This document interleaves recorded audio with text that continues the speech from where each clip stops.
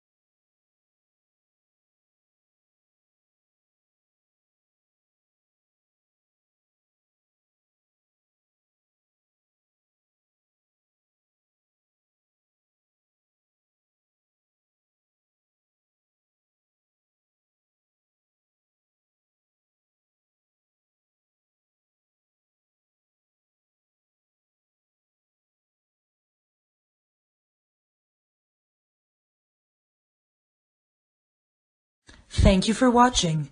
If you liked what you saw in this video, go ahead and subscribe to my YouTube channel. If you have any questions or suggestions, head down to the comment section and let me know.